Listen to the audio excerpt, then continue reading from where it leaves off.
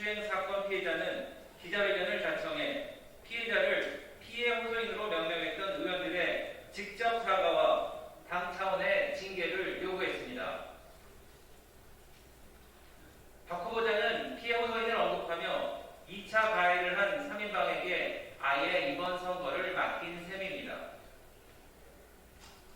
이 때문에 피해자는 피눈물을 흘리면서 피해 사실을 왜곡하고 상처였던 정당에서 시장이 선출됐을 때 저희 자리로 돌아갈 수 없을 것이라며 국민 앞에 절박함을 이야기했습니다.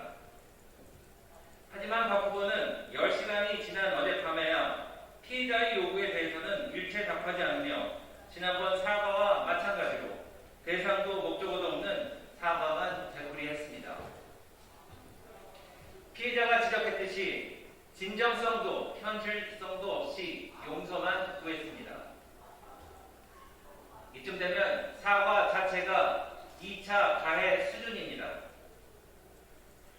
지난 2월 일본군 위안부 피해자인 정복수 할머니께서 돌아가셨을 때 생전 그토록 원했던 일본의 책임있는 사과는 듣지 못하셨다며 그토록 책임있는 사과를 강조했던 박 후보가 맞나 싶습니다.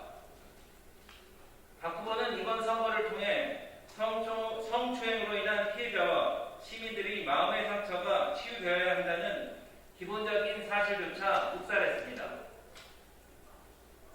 그러기에 3인방을 사과하게 하지도 않고 당 차원의 징계도 요구하지 않은 것입니다. 심지어 일부 민주당 지지자는 여전히 입에 담기도 힘든 말로 피해자를 비난하며 박원순 시장을 신원한다며 책을 출간하는 언론인조차 있습니다. 더불어 힘을 모아 피해자를 사지로 모는 인격 살인을 저지르고 있는 것입니다. 박 후보가 이제는 피해자의 호소를 묵살하면서 가해의 중심에 선 것입니다. 더불어민주당의 윤리규범 14조 성희롱, 성폭력 등 금지 사망에는 오늘도 피해 호소인이라는 지긋지긋한 단어가 살아 꿈틀거립니다. 더불어 가해당 서울시장 후보는 양심이 있다면 즉각 사퇴해야 할 것입니다.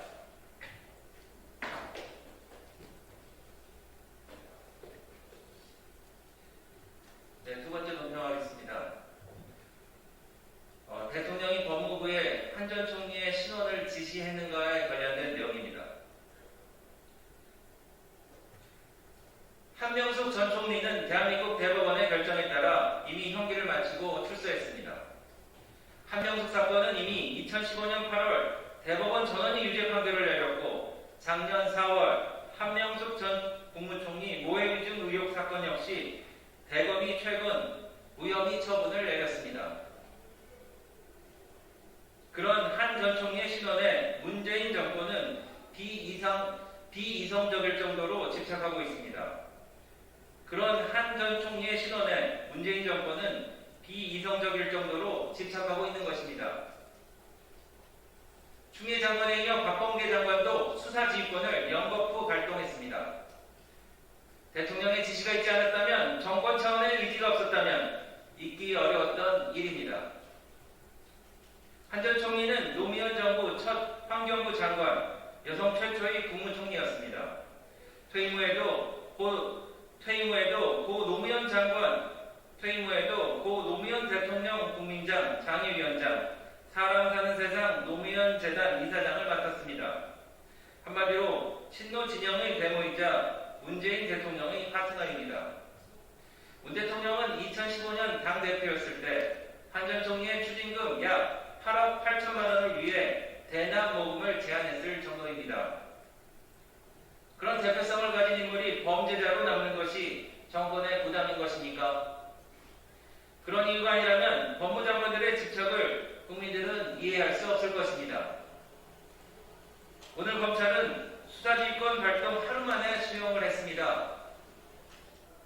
미흡하다는 장관님의 지적을 겸허하게 수용하겠다는 조남관 검찰총장 직무대행의 답변에서 이미 수사 결과까지 대체로 정해지지 않았나 하는 의심마저 드는 것입니다. 검찰에서만 수사 결과를 뒤집으면 김명수의 대법원이 기다린다고 검찰에서만 수사 결과를 뒤집으면 김명수의 대법원이 기다리고 있다고 해서 다시 시도하는 것입니까?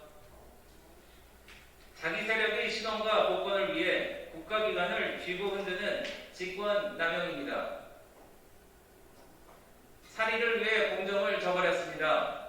역사는 반드시 단죄할 것입니다. 네, 마지막으로 한미 2+2 회담 공동성명 관련 논평을 하겠습니다.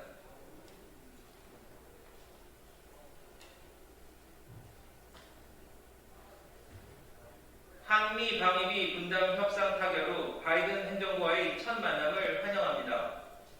동맹 간 공동의 가치를 위해 노력한다는 원칙을 확인하는 의미 있는 회담이었습니다.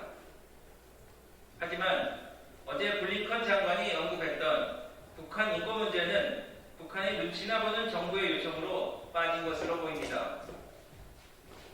또 북한의 비핵화라는 구절도 찾아볼 수 없어서 아쉽습니다.